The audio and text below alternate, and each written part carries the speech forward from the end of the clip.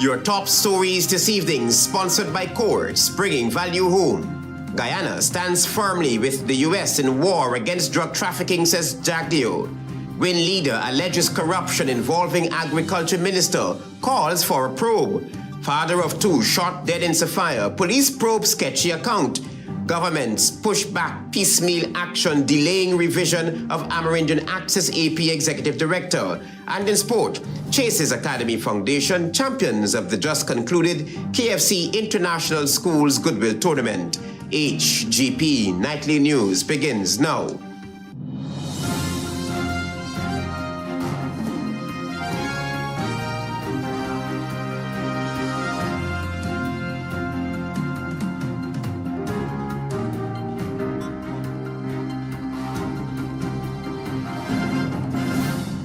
Good evening to our viewers here in Guyana and online. I'm Travis Chase with the Monday, December 15 edition of the HGP Nightly News. Here's what you need to know this evening. Guyana is standing firmly with the United States in its war against drug trafficking. This message was conveyed again through a very senior government functionary. Here's more.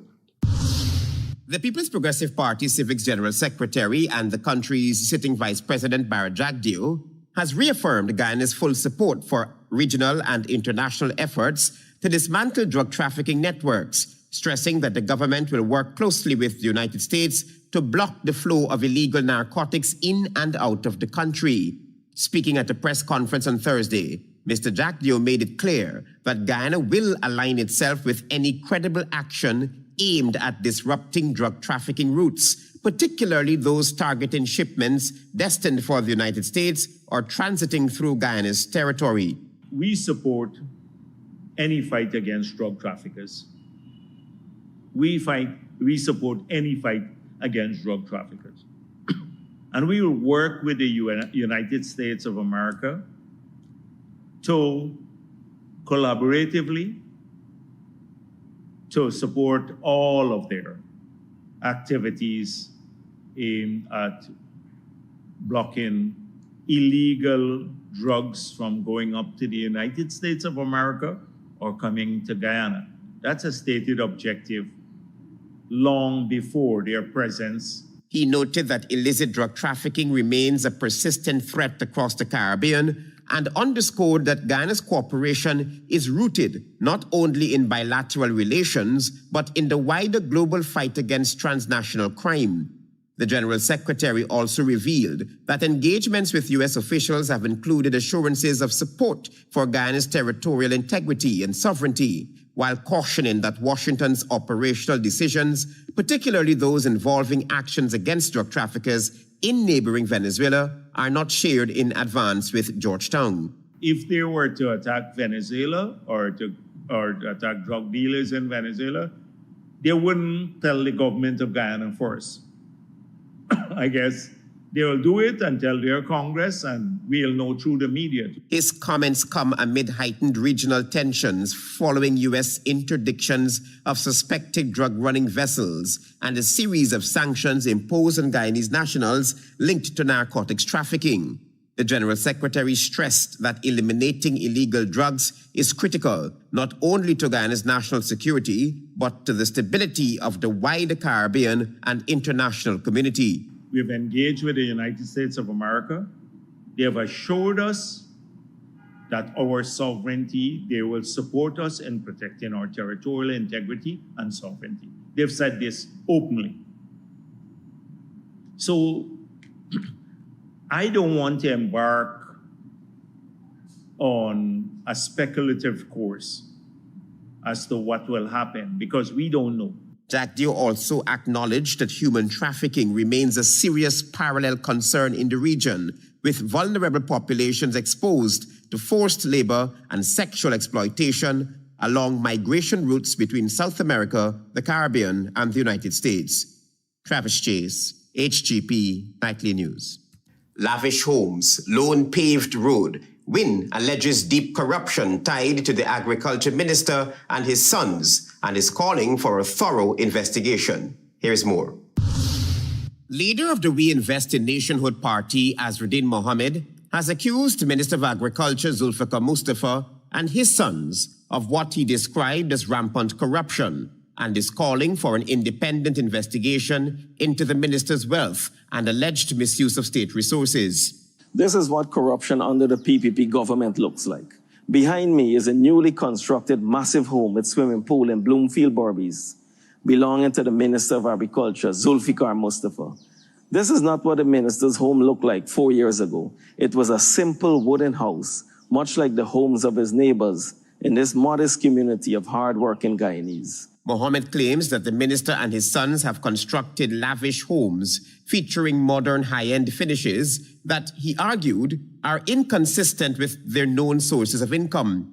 He further alleged that the roadway leading directly to the minister's residence in Berbice stands out as the only properly constructed and maintained road in the area. You will recall just last week, I exposed a sprawling mansion and apartment complex on prime land belonging to this very minister's son, Javed Mustafa. My fellow Guyanese, how can a minister earning less than $1.2 million per month afford to rebuild his home with custom features and luxury finishes? According to the WIN leader, the disparity raises serious questions about preferential treatment and the possible diversion of public funds for private benefit. He argued that residents in surrounding communities continue to endure poor infrastructure, while a single roadway leading to the minister's home appears to have received exceptional attention. You will also notice the street where Minister Zulfikar's house is located is the only street in this community that has been widened and custom built, while the other streets in the community remain narrow and underdeveloped. These are the privileges afforded to the PPP cabal at the expense of ordinary Guyanese. Mohammed said the allegations warrant urgent scrutiny by the relevant oversight bodies, including anti-corruption agencies, and insisted that public officials must be held to the highest standards of transparency and accountability. Evidence is there for all Guyanese to see. I trust that the US, British, and Canadian authorities are taking note of how public office under the PPP can be used for personal enrichment at the expenses of the people. He stressed that the issue goes beyond partisan politics, describing it as a test of whether Guyana's institutions are prepared to confront alleged corruption at the highest levels of government. As of publication, Minister Mustafa has not publicly responded to the allegations. No official investigation has yet been announced. Travis Chase, HGP Nightly News. Opposition Member of Parliament Dr. Terence Campbell has weighed in on President Irfan Ali's ambitious 5-year development plan, highlighting concerns over healthcare and education despite major proposed investments. Tiana Cole is on this story. Following President Ali's announcement of major economic, social, and infrastructure initiatives, including significant investments in education, health, telemedicine, AI platforms, oncology centers, and future biotechnology hubs, Dr. Terence Campbell of the Partnership for National Unity, APNU, expressed caution. Yet the speech avoided the central constraint facing healthcare: a persistent and worsening shortage of doctors, nurses, and specialists, driven by migration and inadequate compensation. Dr. Campbell emphasized that no credible strategy was presented to retain or repatriate health professionals without addressing wages, working conditions, and burnout. Claims of delivering consistent quality healthcare nationwide are structurally implausible. Regarding education, Dr. Campbell noted that while the president mentioned restoring the Because We Care cash grant to $50,000, he did not explain why the publicly promised increase to $100,000 and the $100,000 transportation grant were not fulfilled. Announcing restorations while ignoring broken promises erodes public trust. He stressed that APNU prioritizes human capital over infrastructure. Fair pay for healthcare professionals and nurses, student stipends, regional equity in training institutions, and outcomes that are measurable and not aspirational. Tiana Cole reporting for the HGP Nightly News. Thank you, Tiana, for your reporting. Stay with us. There is more news ahead. I'm sorry, I couldn't take any more of your gaslighting. Just go. I got burned too many times. I went to Quartz and found myself a new flame. Say goodbye to your old appliances and hello to new ones from Quartz, bringing Christmas home. Welcome to SNL Electrical Inc., where lighting's and electrical needs are met with expertise and style. From the latest in electrical lamps to durable cables, circuit breakers, panels, we have it all. Illuminate your space with our elegant chandeliers, stunning crystal lights, and versatile pole lights. Looking to upgrade your comfort? Explore top-of-the-line AC units and our diverse selections of stylish styles. Visit us at 170-180 Thomas Street, Kitty, Georgetown. Discover solution that not only lights up your world but transforms it. Call us on telephone number 226-3018 or 223-1634. SNL Electrical Inc., powering your life with elegance, quality, and care. Crispy, creamy, what a catch. So tasty. What a catch. With a caramel center. What a catch. And so much chocolate, ooh, yeah. First it's crispy, then it's creamy. With so much chocolate, smooth and milky. And when you go a little deeper, you find caramel, ooh, yeah. Oh, what a catch. You know we love you. What a catch. Oh. First it's crispy, then it's creamy. What a catch. GCOM will be conducting a claims and objections exercise commencing January 5, 2026 to produce an official list of electors, OLE, if you will be 18 years or older by December 31, 2025, and you are a Guyanese citizen by birth, descent, or naturalization, or a citizen from a Commonwealth country living in Guyana for 1 year or more, you are eligible for inclusion in the OLE. GCOM will be posting the preliminary list of electors, PLE, in all of the registration divisions across Guyana for you to check if you are listed, and if so, whether your particulars are accurate. If you have changed your address since you were registered, you need to visit the GCOM registration office responsible for your new area of residence to apply for a transfer. Sunday, January 18, 2026 is the last day you can apply for a transfer during this exercise. For more information, contact the GCOM on 225-0278-9 or visit www.gcom.org.gy. Krishna Rolf Establishment. No job is too small or too large. We specialize in all types of fabricating machinery, excavator repairs, rice field pumps, and hydraulic hoses. Visit us at Lot 113, Block CC, Manripo, East Coast, Marara, or call 220-9624-629-4021 or 619-7880. At Krishna Rolf Establishment, no job is too small or too large.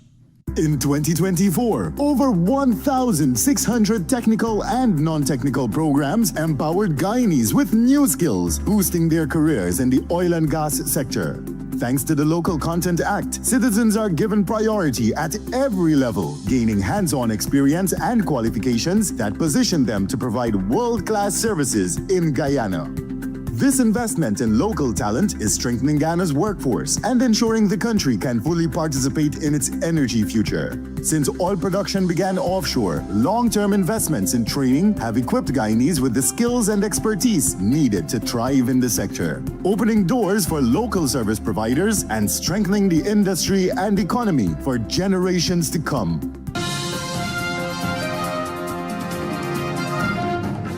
Welcome back to the HGP Nightly News. On the police blotter, the murky and conflicting account surrounding the shooting death of a father of two in Sophia is now under intense police scrutiny.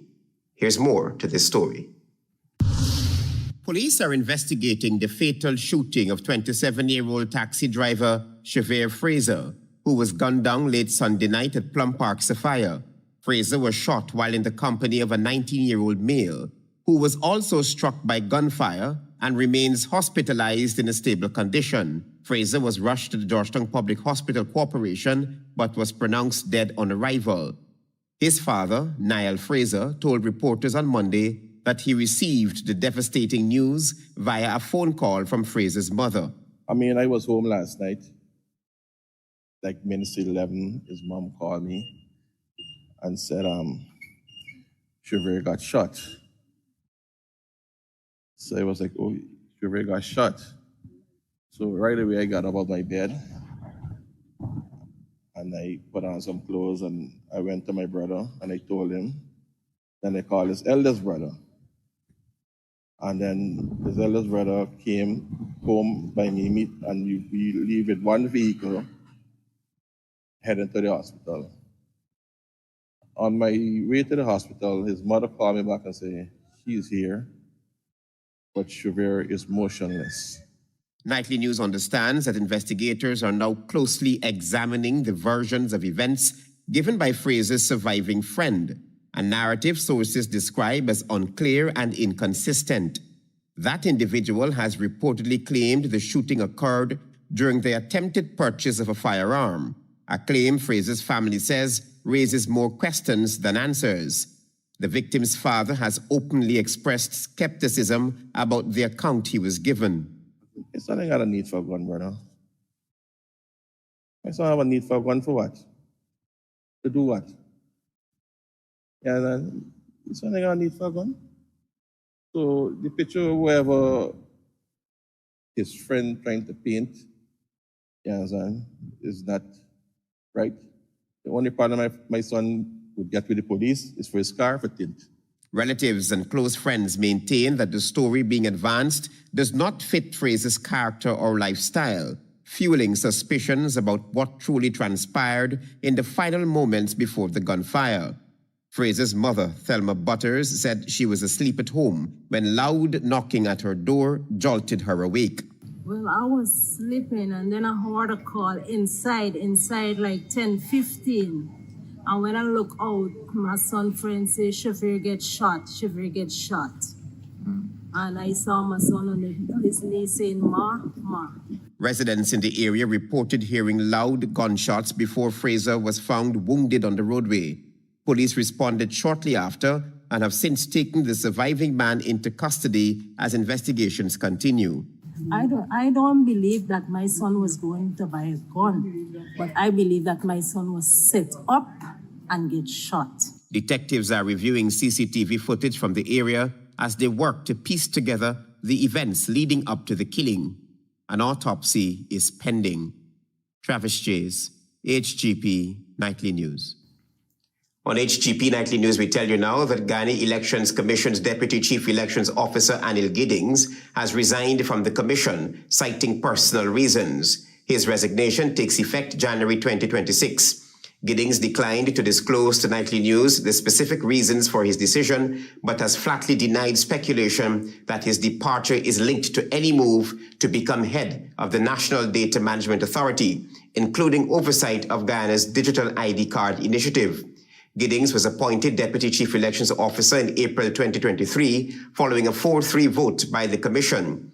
All three opposition-nominated commissioners voted against the appointment, while GCOM's chairperson, Claudette Singh, voted in favor alongside the three PPPC-nominated commissioners. Prior to his elevation, Giddings served as GCOM's Information Technology Manager. GCOM is yet to announce interim arrangements. Executive Director of the Amerindian People's Association, Jean LaRose, has bemoaned the slothfulness in revising the Amerindian Act of 2006. Given the constant evolution of the environment, LaRose says it is essential for key components of this legislation to be amended. Antonio Day reports. The Amerindian People's Association, APA, with its newly elected committee, continues to advocate for the swift revision of legislation governing Indigenous peoples. Gina Rose, Executive Director of the APA, during an exclusive interview with Nightly News, frankly said that the government has been thoughtful regarding the revision of the 2006 Amerindian Act. The government has spoken about the move to revise the Amerindian Act, but we've seen piecemeal action on the revision of the Act. Given the rapid changes in the environment and development, LaRose reasoned that it would be necessary for several components of the legislation to be immediately modified. UN CERD had declared that even though it may have been very new at that point, newly revised, there were still some shortcomings in the Act. We have been trying to get the government to move on. We've had a lot of pushback on processes and so forth. But it's something that we will continue to push for. The APA Executive Director highlighted that since Guyana has established commissions for law and constitutional reform, these entities should see it necessary to champion the cause of revising the AMERINDIAN Act of 2006. There is need for constitutional revision, not only as it relates to elections, but even when it comes to Indigenous peoples themselves. What are the areas that could be strengthened to improve on rights recognition and so forth? Antonio De reporting for the HGP Nightly News.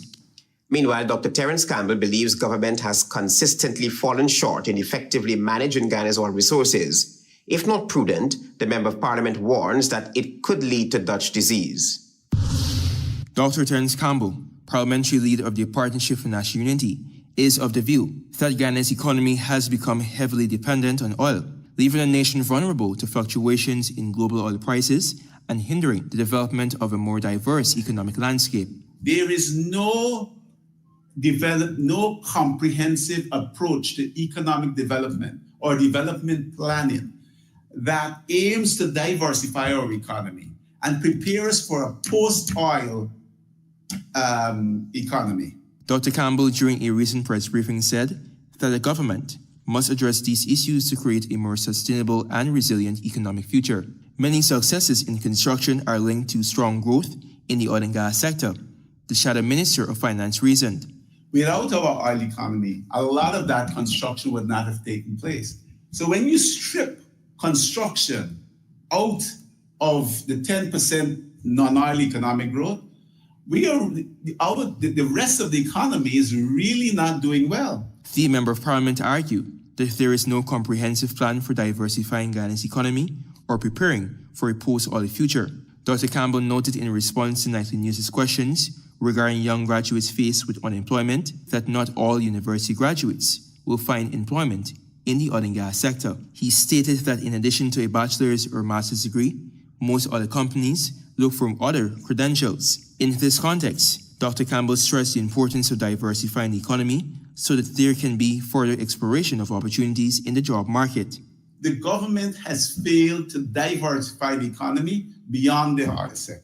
And the oil sector will only hire so many people and no more. According to the mid-year report, overall economic growth was estimated at 7.5%, with the non-oil sector growing by 13.8% for the fifth consecutive year. As a result, the real gross domestic product, known as the GDP growth forecast for 2025, has been revised upward to 15.2% overall and 13.9% for the non-oil economy. Antonio De reporting for the HGP Nightly News. While laying out his ambitious agenda for the housing sector with some 40,000 homes earmarked for construction over the next 5 years, Member of Parliament Sherrod Duncan believes President Irfaan Ali's goal is ambitious at best and fallacious at worst. 265 homes were completed, which translates into $219 million per completed home based on these official figures. That was a Partnership for National Unity Member of Parliament Sherrod Duncan calling out the President on his ambitious housing agenda, which when compared to the Auditor General's mid-year report for 2025, painted a different picture. They want to do 40,000 homes in 5 years. And by mid-year, they'd only completed 265 homes, issuing 2,052 titles. When numbers are important, the numbers have already been audited. MP Duncan believes that the numbers are not adding up, and according to him, the mid-year report showed the number of homes that were completed. Hence, it would be miraculous to believe that with the evidence provided by the AG's report, that could change drastically over the next 5 years. A lot of what the President has said about housing in particular, as I'm dealing with here, cannot hold up on the scrutiny. And perhaps that is why this rollout of the 5-year plan and agenda was done outside of the National Assembly and not inside. Duncan reminded that house lots are not homes. He believes Guyanese deserve what is promised, but is struggling to see how this promise could be delivered amid the recently tabled Auditor General's mid-year report that shows the reality on the ground in the housing sector. Marvin Cato reporting for HGP Nightly News. Stay with us. You're watching the HGP Nightly News. Planning a cleanup? We can help. Sevon's Waste Management skip bins can be provided for home renovation projects, yard cleanup, or construction project. It's simple. Step 1, give us a call. Step 2, we put down the bin. Step 3, load it up with all of your junk. Step 4, we take it away. That's simple. Bins are also available in various sizes, so there is no job that is too big or too small. Call Sevon's Waste Management today at 218-1455.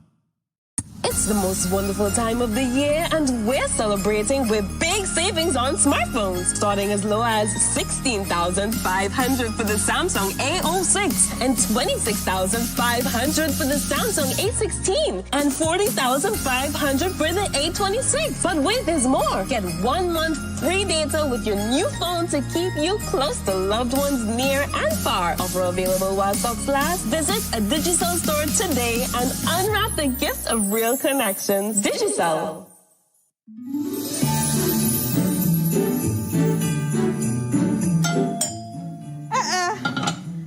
But watch you come. Merry Christmas, man. Hey, y'all coming quick. Got them flies? Gonna come in. The pepper for the stove boiling. But you know you can't turn your back too long, because it gonna burn quick. What? Sounds not good, auntie. Anyway, look, we bring the last of the decorations in here. Yep, where want them? Just over there. But here now, y'all please use the stepladder, not the wobbly chair, because I ain't carrying nobody to hospital on Christmas Eve.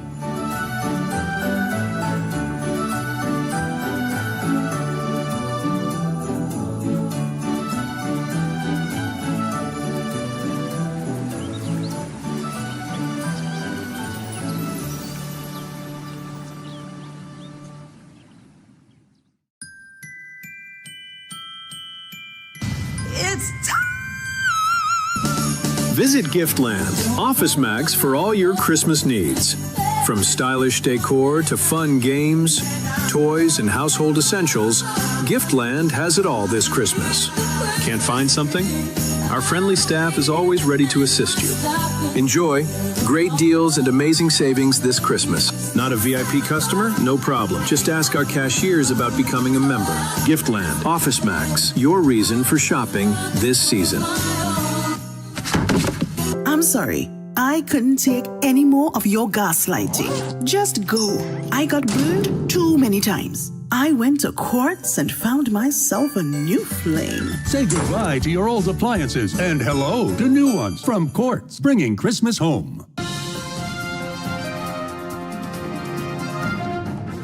Thanks for staying tuned to the HGP Nightly News. We tell you now that the newly acquired ferry MV Conawarook, plying the Parika to Supernam route, was commissioned at the weekend, with hundreds flocking to travel on the boat as it made its inaugural journey. Here is more. An indispensable lifeline for the commerce and trade that will power Guyana's prosperity for generations to come.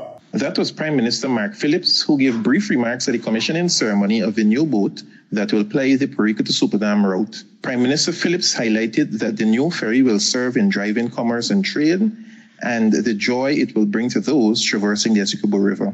One of the first things we did was to put on an additional trip for a later departure every day.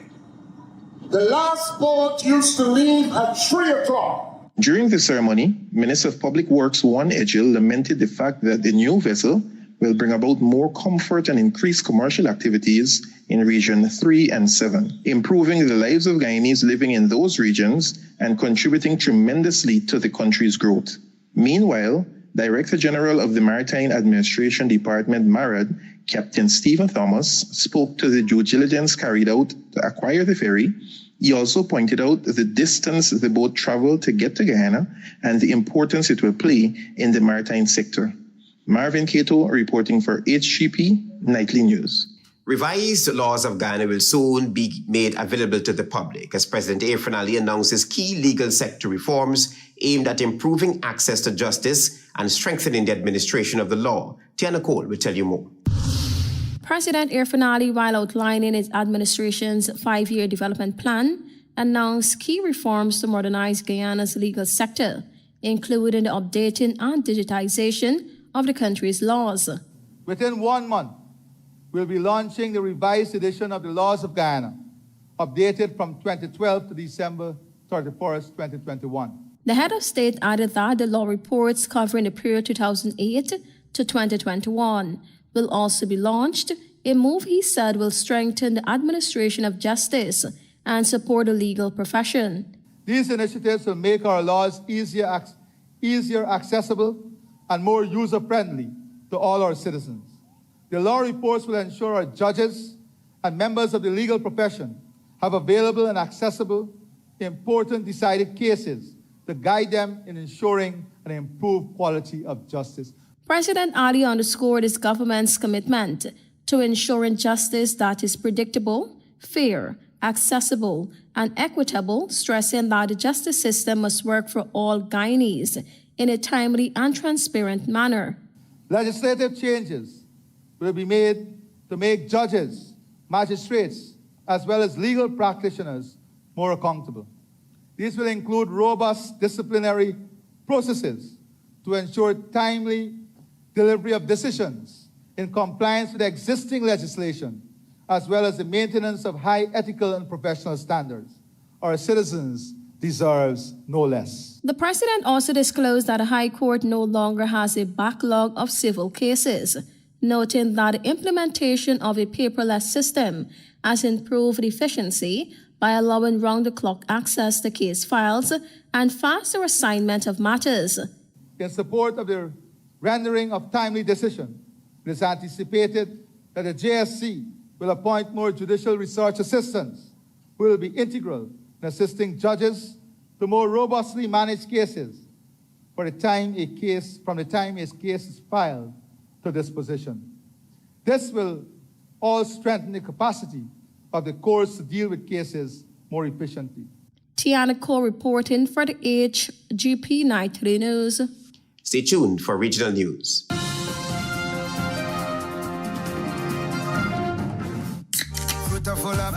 Say hello to your new favorite sip, Fruta Mango Passion. This tropical combo of mango and passion fruit delivers a bold flavor and wholesome goodness. It's fruity, it's vibrant, and it fits right into your day. Grab your Mango Passion can today and live fruitfully. Fruta.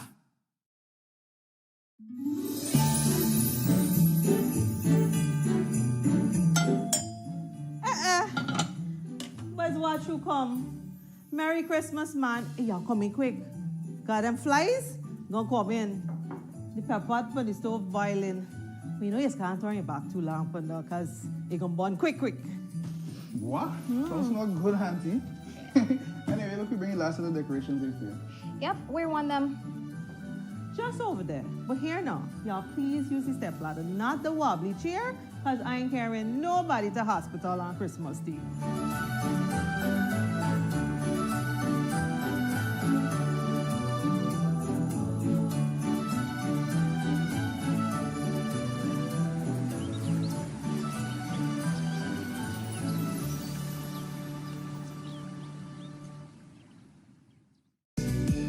It's Christmas, and it's time for the early bird sale at Survival Supermarket.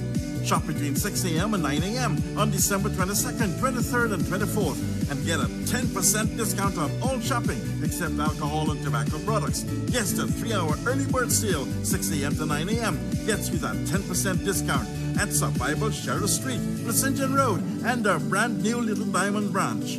Don't miss the early bird sale at Survival this Christmas. GCOM will be conducting a claims and objections exercise commencing January 5, 2026 to produce an official list of electors, OLE, if you will be 18 years or older by December 31, 2025, and you're a Guyanese citizen by birth, descent, or naturalization, or a citizen from a Commonwealth country living in Guyana for 1 year or more, you are eligible for inclusion in the OLE. GCOM will be posting the preliminary list of electors, PLE, in all of the registration divisions across Guyana for for you to check if you are listed, and if so, whether your particulars are accurate. You can make a claim for registration, change or correction to your particulars, or you can object to the inclusion of anyone who you believe should not be on the list. If you are desirous of making a claim or objection, you must visit the GCOM registration office responsible for your area of residence to do so. Visit the GCOM registration office responsible for your area of residence to conduct any of the above transactions. All GCOM registration offices will open Mondays to Fridays from 8 to 18 hours, Saturdays and Sundays from 10 to 14 hours. For more information, contact the GCOM on 225-0278-9 or visit www.gcom.org.gy.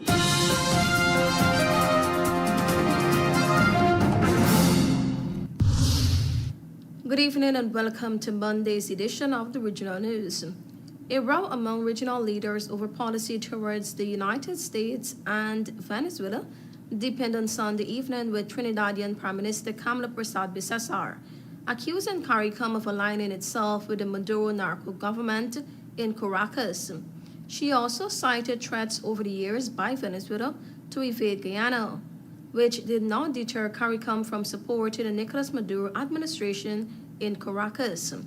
Persad-Bissessar's statement on X was in response to one from Antigua and Barbuda Prime Minister Gaston Brown, who was responding to the Trinidadian PM's claim that CARICOM was an unreliable partner to Trinidad, among other things. Persad-Bissessar's statement follows. CARICOM has aligned itself with the Maduro narco government, headed by a dictator who has imprisoned or killed thousands of Venezuelans who opposed them.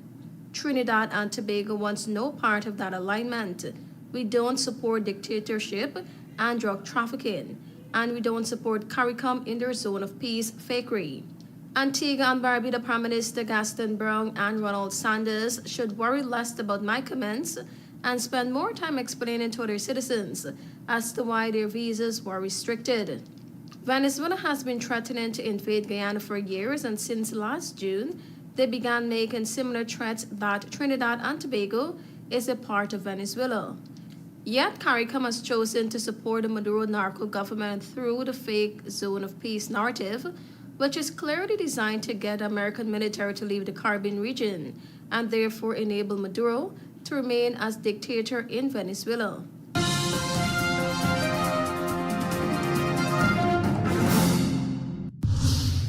The U.S. Coast Guard is pursuing an oil tanker in international waters near Venezuela on Sunday, in what would be the second such operation this weekend and the third in less than 2 weeks if successful. Quote unquote. The United States Coast Guard is in active pursuit of a sanctioned dark fleet vessel that is part of Venezuela's illegal sanctions evasion, a U.S. official said. It is flying a false flag and under a judicial seizure order. Another official said the tanker was under sanctions, but added that it had not been boarded so far and that interceptions can take different forms, including by sailing or flying close to vessels of concern. The official, who spoke on the condition of anonymity, did not give a specific location for the operation or name the vessel being pursued.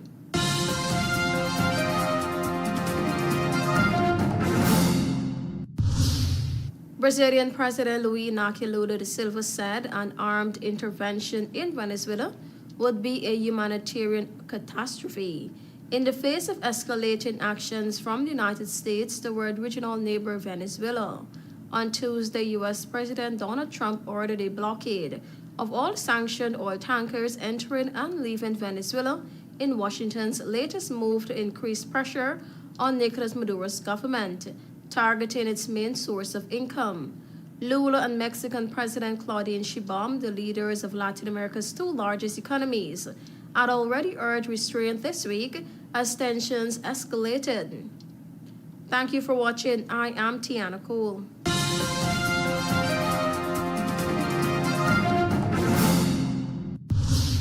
Let's join Delvin Neblet with HGP's Sports Pulse.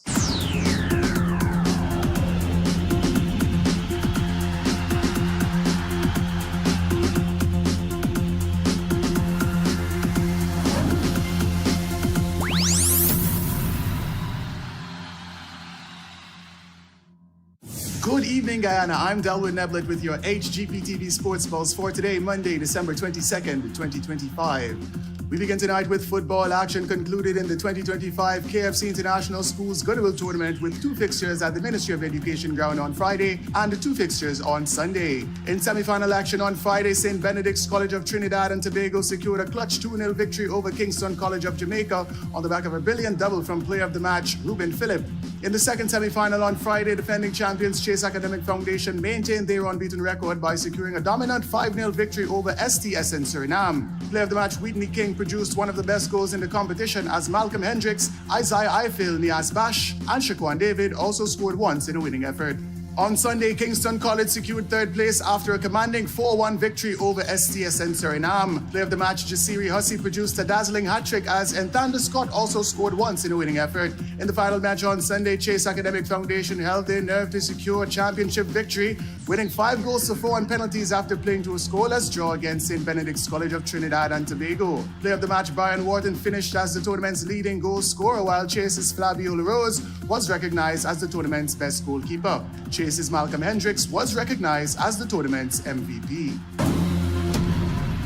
More in football action continued in the 2025 Guyana Football Federation Super 16 Knockout Cup with 2 fixtures at the National Training Center in Providence on Saturday and 2 fixtures on Sunday. On Saturday, match number 1 was a 3-2 victory for Strikers FC over Menedalus FC. Von Harding netted twice as Vitals Benjamin scored once in a winning effort. Brian Solomon and Delroy Fraser also scored goals in the keenly contested fixture. Match number 2 was a narrow 1-0 victory for Zealand FC over the Namsel FC as Johnny Mendoza produced the decisive strike. On Sunday, Ansgrove United and Mahaika the Terminators played to an exciting 2-2 draw with Travis Williams scoring both goals for Ansgrove. Julius Hamilton and Brian James each scored once for Mahaika. The final match on Sunday was a hard-fought 1-0 victory for Santos FC over the Fruta Conquerors on the back of a brilliant strike from Jermaine Lewis. 2025 GFF Super 16 Cup action continues on Tuesday with 2 fixtures at the National Training Center in Providence. The Western Tigers take on Zealand FC in match number 1, while match number 2 features the Guyana Police Force FC versus Santos FC.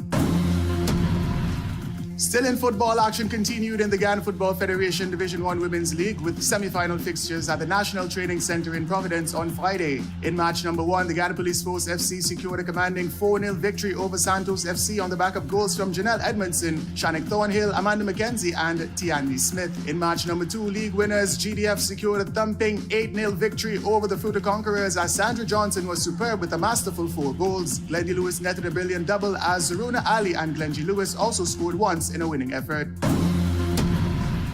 Inter-cricket action concluded in the 2025 GCB BCA bilateral 40-over under-13 series with the 5th and final fixture at the Everest Cricket Club ground on Friday. When the series started 2 games apiece and everything to play for, batting first, Barbados under-13 were bowled out for 103 in 36 overs. Kimani Innes top scored with 37 as the captain side Gajnavi was the pick of the bowlers for Guyana, taking 3 for 25. When Guyana under-13 responded, they too were bowled out for exactly 103 in 28.3 overs. Daniel Johnson top scored with 26 as the captain Zidari Scantlebury was the pick of the bowlers for Barbados, taking 3 for 7. The final match of the series would therefore have to be decided in a super over that saw Guyana bat first and finish on 6 for 1. Barbados then reached 7 without loss in exactly 1 over to claim the series 3-2 in the most thrilling fashion. Natari Levine and side Gajnavi were named as tournament MVPs for their respective sides, while Levine also finished with the most runs for Barbados. Opening batter Lamar Sicharan scored the most runs for Guyana as well as the highest individual score in the competition. Kijani Innes of Barbados finished as the tournament's leading wicket taker as Jaden Ganpat picked up the most wickets for Guyana. Finally, in cricket, New Zealand secured a 2-0 series triumph against the West Indies after a massive 323-run victory in the 3rd and final test at the Bay Oval on Sunday. Chasing a target of 462 for victory, the Windies, who resumed on 43 without loss, were bowled out for just 138 in 80.3 overs. Brandon King top scored with 66 from 96 as player of the series Jacob Duffy was once again destructive, taking 5 for 42 to back up his 4 for 86 in the first innings. Devon Conway, who scored a century in both innings, was recognized as the player of the match for his scores of 227 and 100 respectively. That's it for this edition of the HGP TV Sports Pulse. I'm Delwyn Neblett reminding you to stay in the game. Guyana stands firmly with U.S. in war against drug trafficking, says GS JAGDEO. Win leader alleges corruption involving agriculture minister, calls for a probe. Father of 2 shot dead in SOPHIA. Police probe sketchy account. Governments push back piecemeal action delaying revision of AMERINDIAN Act, says APA Executive Director. And in sport, Chase Academy Foundation champions of the just concluded KFC International Schools Goodwill Tournament. Those are our major headlines. For these stories and more, please go to our website. It's www.hgptv.com. I'm Travis Chase. Thanks for watching. Goodbye.